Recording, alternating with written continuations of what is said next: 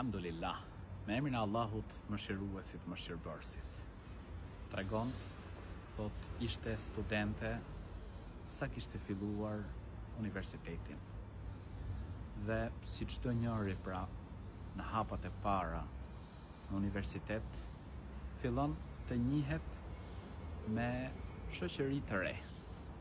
Dhe thot, shoqja me të cilën u njoha ishte njëri i keq.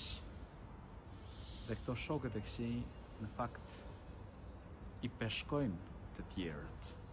Dhe pikërisht rash prej thot e saj. Filluan bisedat një pas njëshme, takime të një pas njëshme, orë të tëra kalonin thot me biseda të ndryshme. Derisa fillova të bie edhe nga mësimet.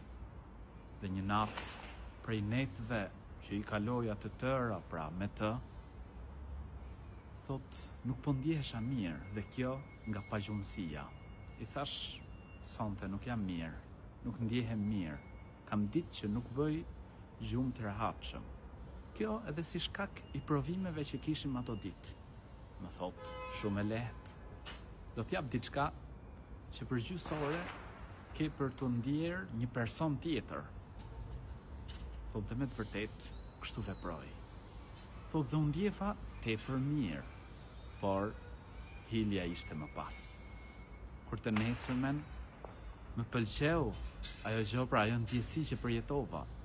Dhe i thash e kërkova përsëri, ma dha përsëri, derisa thot, më tregoj i tha, nëse do, të jap edhe një substancë tjetër, me cilën thot, do të jetë pra kjo ndjesi edhe më afatgjatë. Dhe kështu thot, derisa përfundova në një njeri konsumues i narkotikëve, Zoti na rujt. Por këto ishin me para, kushtonin, dhe unë thot, isha studente. Djathtas majtas thot, shkoja njëherë e gënjeja thot maman time, njëherë tjetër ja vidhte për aparat e kështu që të blente narkotikët Zoti na rujt. Njëherë e zbulon motra e saj. Motra ime thot ishte njëri i drejt, nuk kam parë thot kur keq prej saj. E zbulon dhe thot do t'i tregoj prindërve nga frika se mos ndoshta i tregon prindërve, u konsultova me shoqen time, pra ajo që e furnizonte. Diskutuam me njëra tjetrën dhe në fund arritëm që edhe motrës time pra t'i jepnim njëjtën gjë që kisha pirë thot unë si fillim. Në mënyrë që edhe ajo të bëhej pra si kjo, bëhej e keqe si kjo. Dhe kështu vendosëm. Thot i përgatita diçka dhe ja dhash, e të nesërmen vjen motra dhe thot, ma përgatit një nga ajo pija pra që më dhe dje. Sepse me të vërtet më pëlqeu shumë. E kështu thot derisa u bë edhe motra ime thot si unë.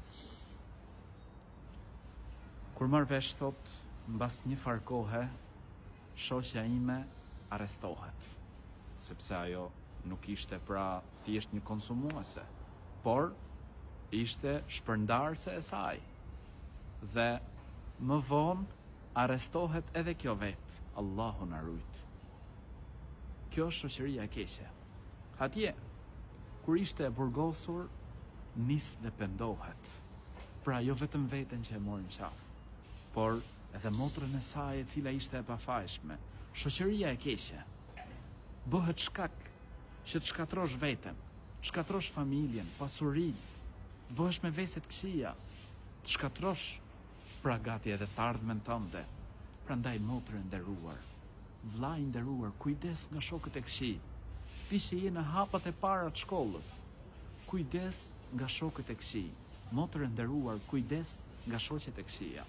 Mundohu të shoqërohesh me besimtar, mundohu motrë nderuar të shoqërohesh me besimtare, të cilat të nxisin për punë të mira, me ju afru Allahut të lartësuar, me i respektu prindrit, me i rujt harameve, me zbatu urdhrat e të madhit Zot, me fal namaz.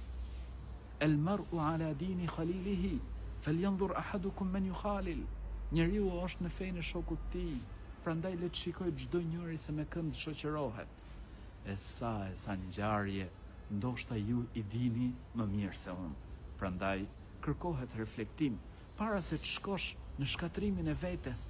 Reflekto, nëse e shef që një shok është i keq, të nxit për punë të këqija, këshilloje ose hiq dorë prej tij, nëse e shef që ai nuk ndryshon, hiq dorë. Po ashtu edhe ti motër. Mos e ço veten tënde deri në atë pikë sa që të shkatrohesh. Pa asnjë lloj dobie shoqëria. E lutim Zotin e gjatësisë që ta përmirësoj gjendjen tonë. Amin.